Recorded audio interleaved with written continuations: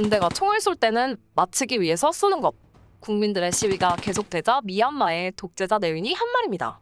쉽게 말해서 계속 시위하면 군대를 보낼 건데 공포탄처럼 허공에 쏘지 않고 조준 사격을 하겠다는 무시무시한 말이죠. 예전에는 미얀마 하면 아웅산 폭탄 테러를 떠올렸지만 이제는 쿠데타가 먼저 생각납니다. 그리고 60년 동안 이어지고 있는 군부 독재는 바로 이분으로부터 시작됩니다. 이름 내윈, 1911년 5월 14일 출생, 화교 출신으로 미얀마의 독립운동가이자 군인입니다. 그리고 동시에 독재자이면서 1962년 버마 군사반란의 주동자입니다. 고등교육을 받은 중국계 화교 집안에서 자란 내윈은 의사가 되겠다는 꿈을 위해 1929년 랑군대학, 현재의 양곤대학에 입학하였고 2년 동안 생물학을 공부하였습니다. 그러나 1931년 시험에 떨어지고 제적 처분을 당하게 됩니다. 이후 28살 때인 1941년 훗날 미얀마의 국부가 되는 아웅산 그리고 은우가 활동하던 민족주의 단체 타킨당에 가입하게 됩니다. 타킨은 버마인이다 라는 말에서 유래되었다고 합니다. 당시의 미얀마는 지금의 인도 그리고 방글라데시와 함께 해가 지지 않는 나라 영국의 식민지였는데 중국을 먹겠다고 달려든 일본은 미얀마를 구슬리기 시작합니다. 그들이 좋아하는 이간질 전략이죠. 언제까지 식민지로 있을 거야? 내가 도와줄게. 영국을 몰아낼 수 있다는 것이었습니다. 아편전쟁 이후 중국을 먹겠다고 서양 세력들이 우르르 달려들었는데 생뚱맞게 동양의 섬나라 일본이 나도 껴줘 하면서 숟가락을 얹자 노랑머리 형님들은 일본이 마음에 안 들었습니다. 특히 중일 전쟁으로 혼자 중국을 꼴꺽하겠다고 나서는 것도 모자라 동남아 지역과 영국의 식민지였던 인도까지 기웃거렸습니다.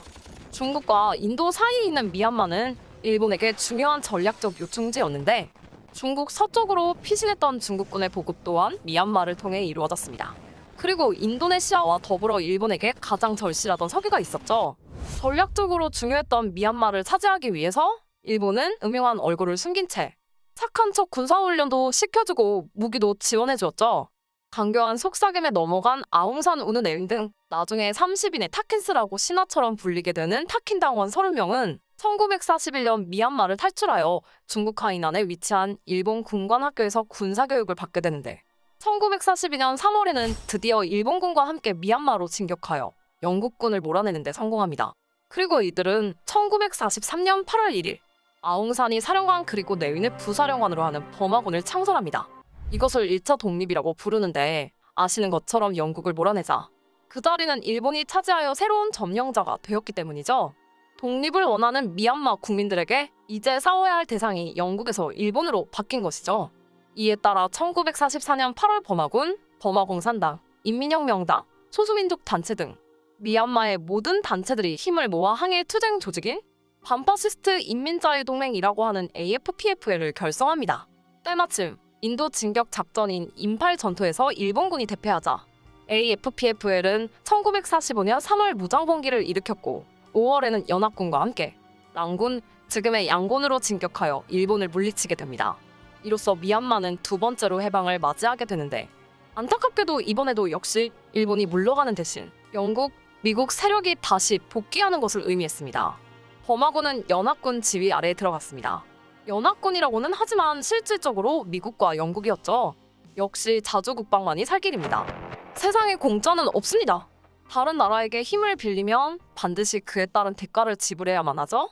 반파시스트 인민자유동맹을 만들어 독립운동을 이끌던 아웅산은 1947년 1월 마침내 영국 정부와 버마 독립에 합의하는데 그해 7월 반대파에 의해 암살당하면서 끝내 조국의 독립을 보지 못합니다.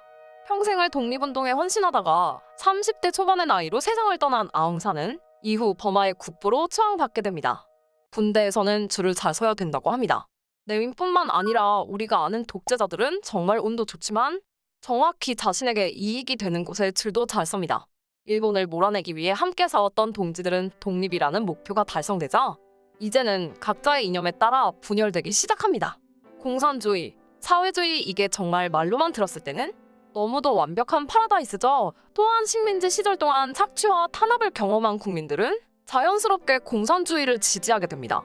실제로 1949년에서 1952년 사이 버마 공산당과 소수민족 반군은 미얀마 지역의 3분의 1을 장악했습니다.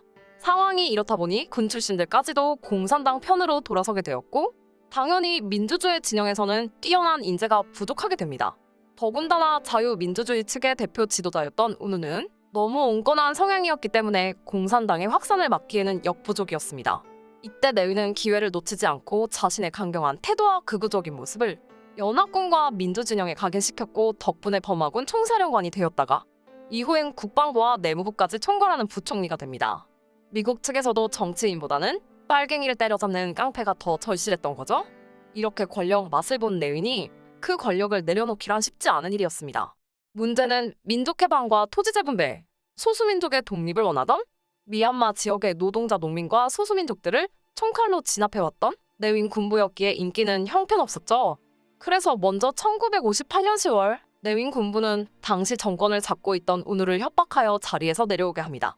그리고 그 사이 군부는 자신들에게 유리한 각종 장치를 만들고 1960년 총선을 치르는데 온갖 꼼수를 부렸음에도 군부는 선거에서 참패하고 쫓겨났던 운우가 압승을 거두게 됩니다.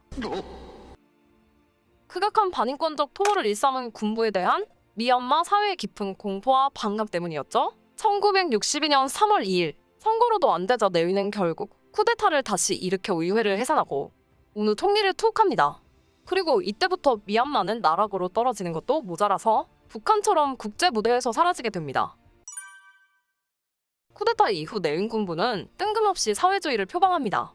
의회민주주의는 버마에 맞지 않다. 새로운 정부는 헌법을 유예하고 의회를 해산하겠다라고 선언했습니다. 그리고 군부는 버마 사회주의 계획당을 창당했는데 당연히 국민들의 환영을 받지 못했고 랑군대학 학생들은 쿠데타를 비난하고 민주주의 회복을 요구하며 시위에 나섰습니다. 당연히 내위는 눈 하나 깜짝하지도 않고 군대를 대학에 풀어 수백 명을 살해합니다. 내위는 전국 라디오 방송을 통해 짧은 연설을 하기도 했는데 만일 이런 시위가 나에 대한 도전이라면 나는 눈에는 눈, 이에는 이로 답해주겠다 라고 국민을 위협하기까지 합니다. 또한 시위가 일어날 수 있다는 이유로 전국의 모든 대학이 2년 동안 폐쇄되었습니다. 내윈 군부의 사회주의에 대한 당시 미얀마 주재 중국 대사의 보고서를 보면 미얀마 정부는 군부 정당의 독재 체제이며 내윈을 중심으로 한 군부는 미얀마의 핵심 세력으로 미얀마 사회주의는 외형만 사회주의를 추동하는 관료적 자본주의이다 라고 평가했습니다. 멸공을 앞세워 공산주의 사회주의자들을 잔인하게 진압하던 내윈이 버마식 사회주의를 내걸고 나온 것은 첫째, 스스로 자신들이 인기가 없는 것을 알고 이미지 메이킹의 일환으로 국민들을 속이기 위해서라는 의견이 있는데 개인적으로는 국민을 신경 쓰는 그런 존재들이라면 그렇게 쉽게 국민들을 죽이고 쿠데타를 일으키지는 않을 것 같습니다. 두 번째는 북한이나 중국처럼 모든 사유재산을 국유화하는 데 있었습니다. 버마식 사회주의 선언 이후 내윈 정부는 관공업, 전력, 건설, 통신 등 다양한 산업을 국유화했는데 문제는 군부가 곧 정부라는 점이죠. 결론적으로 국유화된 모든 자산은 현직 퇴직 군인으로 구성된 버마 국방협회가 관리했고 그 자산은 국민들의 복지가 아니라 군부의 복지를 위한 것이었습니다. 또한 군부는 각종 사업을 통해서 배를 불렸을 뿐만 아니라 국가 예산도 제 맘대로 가져다 썼습니다. 1964년에는 나라 이름을 버마 사회주의 연방공화국으로 바꾸고 일당제 사회주의 군사 독재 체제를 수립한 내위는 쇄국 정책을 펼치기 시작하는데 먼저 그는 반외세주의 이념을 내세워서 버마족을 우대하고 소수민족들을 차별하고 탄압했으며 친일 친영 세력을 숙청하고 외국과 교류를 멀리한다고 선언했습니다. 또 경제를 국유화시키고 외국 자본의 진출을 막아 자급자족 정책을 추구했습니다. 말 그대로 고립주의면서 쇄국 정책이었죠.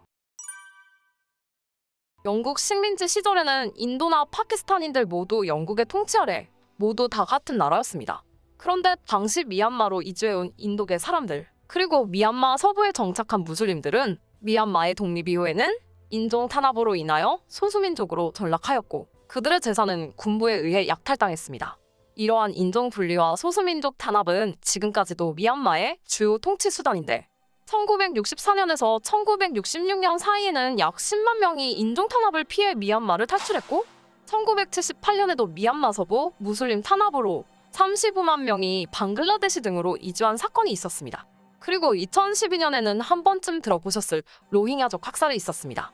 이러한 소수 인종에 대한 억압과 약탈은 유대인 학살을 떠올리게 하는데 이것은 독재자들이 즐겨 사용하는 방식이죠. 자신의 지지자들에게는 우월감을 주기도 하고 국민들을 분열시켜 놓아야 그들이 단합해서 자신에게 대드는 일이 발생하지 않을 테니까요. 내윈의 막장 정책 중에 단연 최고는 화폐 정책이었는데요. 화폐 개혁을 벌여서 15, 35, 75키아트 지폐를 만들더니 1987년 9월 버마 정부는 유통 중인 다른 모든 화폐를 사용 정지시키고 45, 90키아트짜리 화폐를 찍어냈습니다. 내윈이 이런 어처구니 없는 짓을 한 것은 9로 나눌 수 있는 숫자만 행운의 숫자란 미신 때문이었다고 하는데요. 가지고 있던 돈이 하루아침에 휴지 조각이 되자 국민들은 참을 수가 없었습니다. 1988년 8월 8일 대대적인 민주화 운동을 일으켰는데 전 세계적인 민주화의 물결 속에서 버마 역시 민주화될 수 있다는 기대가 높아졌으나 군부는 3천여 명의 시위대를 학살하면서 시위를 진압했습니다. 물론 3천 명이라는 수치는 공식 발표일 뿐 실제로는 10,000명이 넘는다는 주장도 있습니다. 우리에게 잘 알려진 아웅산의 딸 아웅산 수치는 당시 영국 유학 중이었는데 편찮으신 어머니를 간병하기 위해 잠깐 귀국했다가 군부의 잔혹한 시위 진압을 목격하고 이후 민주화 운동가로 변신했고 노벨 평화상도 수상하게 되죠. 시민들의 항쟁이 거세지자 내윈은 1988년 7월 23일 은퇴를 선언합니다. 하지만 물러나면서도 군대가 총을 쏠 때에는 맞추기 위한 것이라고 국민들을 겁박했습니다. 안타깝게도 내윈을 끌어내리는 데까지는 성공했지만 군부를 물리치고 민주화를 이룩하려던 꿈은 좌절되고 마는데요. 토마옹 장군이 이끄는 버마 군부는 결국 시위를 진압하고 1988년 9월 18일 국가법질서 회복위원회 SLORC라고 하는 군사혁명위원회를 만들어 정권을 차지했습니다. 그리고 이때부터 내윈은 2002년 12월 5일 사망할 때까지 자택에 칩거하게 되는데 내윈이 물러난 것이 아니라 실제로는 뒤에서 권력을 휘두르는 상황 정치를 했었다는 썰도 있습니다. 군부는 민주화 항쟁 다음 해에는 식민잔재를 없앤다는 이유로 국호를 버마에서 미얀마로 수도 랭군은 양곤으로 개칭했습니다. 그리고 1992년에는 SLORC 부의장이던 탄세가 소마옹을 몰아내고 의장에 취임했는데 2011년까지 미얀마를 통치한 또 다른 독재자의 탄생이었죠. 그는 점성술에 심취해 있었는데 2006년 수도를 네피도로 이전한 것도 점성술사의 조언 때문이라고 알려져 있습니다. 2002년 3월 4일 내윈의 사위인 예 자오윈의 주도로 군부의 쿠데타 음모가 있었는데 이 쿠데타에는 내윈의 딸인 산다르 윈도 포함되었다는 사실이 밝혀졌고 이로 인해 내윈의 딸과 사위 그리고 이들의 세 자녀들은 가택연금을 당합니다. 이들은 국가전복 혐의로 사형이 언도되었지만 집행되지는 않았고 2013년 테인세인 대통령 정부 시절 풀려났습니다. 이 사건을 두고 일부에서는 군부의 영향력을 행사하던 내윈이 부하들에게 축출된 것이라는 주장도 있는데 이 사건으로 건강이 악화된 것인지 내윈은 2002년 12월 5일 양곤에 있는 그의 자택에서 91세로 사망했습니다. 다른 독재자들과 마찬가지로 어김없이 오래 사셨네요. 내윈에 대한 자세한 자료가 없는 만큼 확인 안 된 속설들이 많은데 내윈은 자신이 암살당할 것을 두려워해서 또는 매스컴을 싫어해서 평생 미얀마 국민들 앞에서는 공개석상에는 고작 2번 정도만 나왔다고 합니다. 그리고 여자 관계가 복잡해 6번이나 결혼했는데 같은 여성 2명과 재혼을 반복하기도 했다고 합니다. 미얀마는 중국과 국경을 2,000km나 맞대고 있어서 잦은 사건 사고가 끊이지 않기 때문에 둘 사이가 나쁠 만도 한데 화교 출신이기 때문인지 내윈은 집권 20년 동안 중국을 무려 11번이나 방문했을 정도로 가깝게 지냈습니다. 1977년에는 중국을 거쳐 북한까지 가기도 했습니다. 내윈의 딸 산다르 윈은 아버지만큼 악독했는데 신군부와 손을 잡고 아웅산 수지를 비롯한 민주 세력을 탄압했고 아버지의 총애를 받아서 내윈을 만날 때에는 반드시 그녀를 거쳐야 했다고 합니다. 당연히 막강한 권력을 바탕으로 미얀마의 호텔 체인과 병원, 통신, 나이트클럽까지 운영하며 엄청난 돈을 벌어들였고 이러한 악행 때문에 세계 최악의 독재자의 딸로 불리기도 했습니다. 어느덧 미얀마 쿠데타가 일어난 지도 1주년이 되었습니다. 그동안 목숨을 잃은 사람만 1,500명이 넘는다고 하는데 지난 1년 동안 국민들의 저항은 계속되었지만 상황은 크게 좋아진 것이 없는 것 같습니다. 특히 우리나라는 비슷한 역사를 경험해서인지 그 의미가 남다른데요. 미얀마에도 빨리 봄날이 오기를 바라면서 오늘은 여기까지입니다. 지금까지 시청해주셔서 감사합니다.